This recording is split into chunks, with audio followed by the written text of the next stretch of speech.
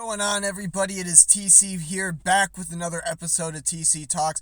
Just finished up at the radio station, about to do some chores, so I gave myself 10 minutes to enjoy myself. I'm going to be bringing you guys some Chicago sports news, mostly baseball and a little bit of basketball. We're going to preview that Bulls game, but really quickly, guys, again, we're trying to get to 50 subscribers right here on YouTube to be able to live stream and come to you guys immediately when we're doing the Winter Circle podcasts and all these other types of videos that we're going to be doing. So you guys subscribing helps us a lot. We would really appreciate that.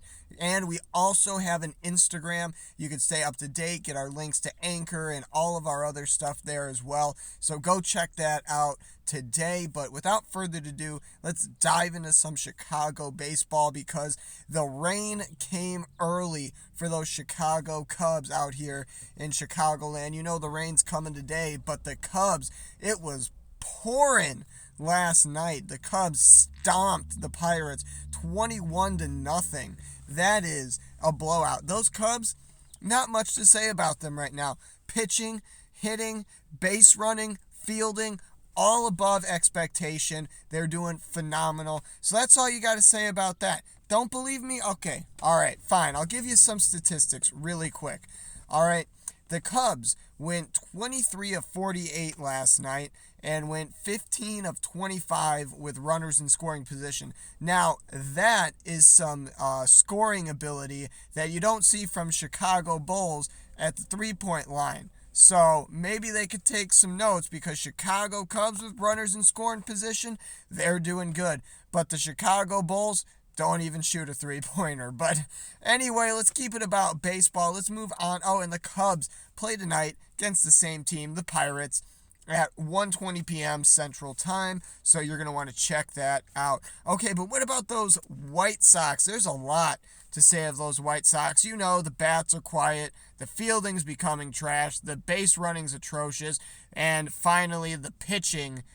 The pitching is god-awful. I mean, it is literally the piece of poop swirled on top of this crab cake. I can't say it. I just realized that this is YouTube and I can't say that. So this crab cake, it's the final swirl on that crab cake that they got going there. But let's dive into that pitching a little bit more because there is a Chicago White Sox player who I'm personally upset with. And that player is none other than Dallas Keuchel. Now, I know what you guys are saying. What did he do? He's not that bad. How could you be upset at him? He had one bad outing after having a pretty good start the other day. So how could you be upset? Well, if you guys don't know, Dallas Keuchel went out and he decided to subtly roast the Chicago White Sox about what went on in that 11-2 blowout that he was a part of in that game. He got the loss after not even making it out of the second inning. Now, I understand there are 2 runs that came of Chicago fumbling around with the ball in the field, and obviously that's going to make your pitcher upset, might rattle him a little bit as well. So maybe, he's in his own head now based off of the players. But at the same time, that's on you. If you're going to be able to be impacted by that, if that gets into your head, that's on you, man. I mean, sure, they made the mistake, but you are continuing that mistake by not getting that past your thick skull, okay? Just let it in one ear, out the other, just like when your mom's yelling at you to clean the garage, okay? You just keep ignoring it until she cleans the garage. That's how you do it, okay? Kids, if you're watching, you learned it here first. TC Talks, you're welcome. But those Chicago White Sox, yeah, they're fumbling out there in the field, but at the same time, you can't blame them for all those runs. I mean, did a fielder give up a grand slam, or was that Dallas Keuchel? I think that was Dallas Keuchel. So, buddy, please take some notes. I have tremendous respect for you. You're a great player, but yeah, that's not a good take, buddy. You got to have some respect for your team. You got to have your guys' backs because that's just how it is. Honestly, I've been saying they need a good pitcher, and Keuchel's one of those guys who maybe can get traded at some point in the season, and they can work something else in to be able to get a starter of their own.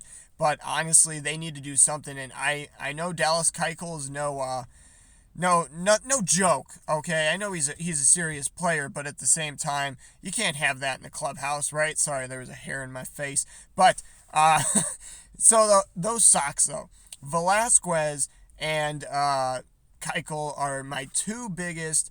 I kind of told you so.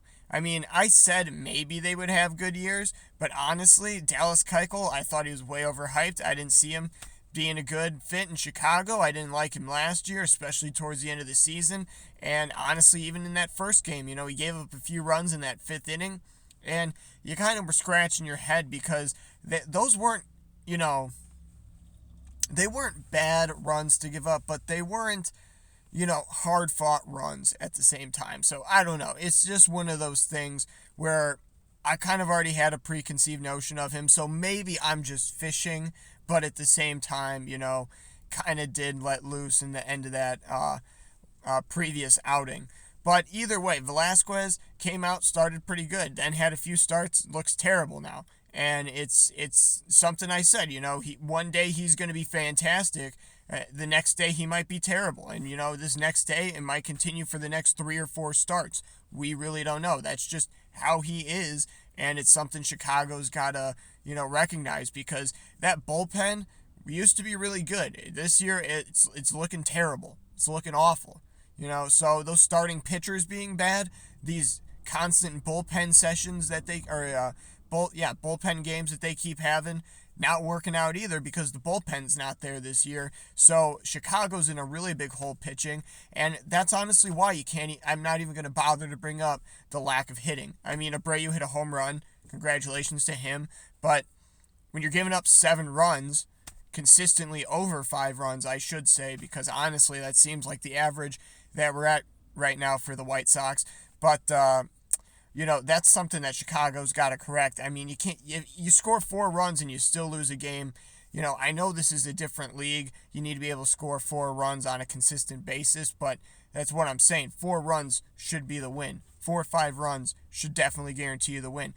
Chicago's pitching is so bad right now that it literally looks like a AAA pitcher's out there trying to do his best against a professional team. Or as I would like to put it, when TC pitched his last game of baseball after not pitching for like 3 years. So, TC got rocked, TC was inaccurate, and TC was flustered on the mound. So, it's not one of those situations you wish on anybody, but at the same time, Chicago's got to correct that. These are Major League Baseball players, and they need to be able to rise above these, mental blocks, these gaffes by, their teammates, all that stuff. They need to be able to keep it composed and under control. Because, there's games where it's 2-1 and the White Sox lose. Oh, well.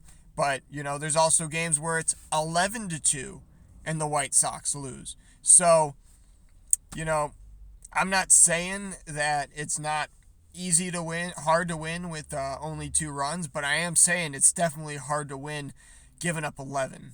So I'll leave it at that for the White Sox. They play the Twins today at 1:10. So just a 10-minute window before the Cubs game. So, maybe the channels will be on different commercial times. So, like, the Sox will go to commercial and the Cubs will still be on. Maybe it'll be like a minute overlap or something. But, hey, that's pretty cool for you Chicago sports fans if you got that little, nice little back and forth going. So, check that out. You're not going to want to miss that.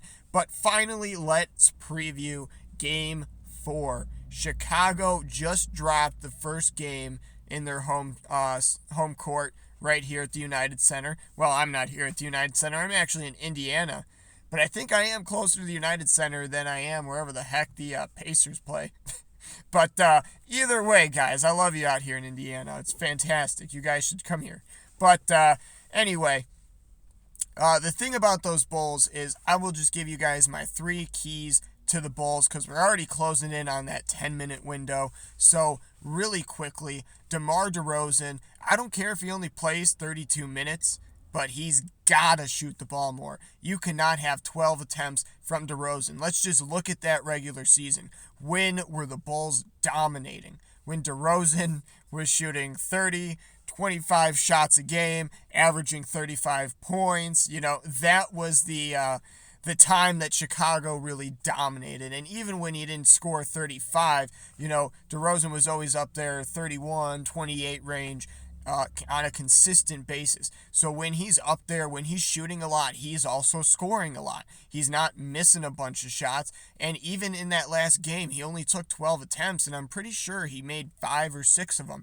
So it's not like he had an abysmal game either. That's something that needs to happen. DeRozan needs to be shooting at least 20, 25 shots a game. Like 20 is the bare minimum. Like 20 is light for DeMar, especially with how deadly he's been in this series so far. The next thing I think you guys might disagree with a little bit more, but I said it not on the previous episode of TC Talks, but maybe the one before that about the Bulls, where I said Patrick Williams and Ayo are going to be key factors going forward. And I know, they did not have a great game 3. But honestly, did anyone on the Bulls? DeMar didn't do good. Vooch did, average Vooch things. Nothing spectacular Vooch. Levine did all right. Caruso did okay. Kobe White kind of had an off night. So it wasn't like anybody was looking spectacular out there for Chicago. So look for Ayo.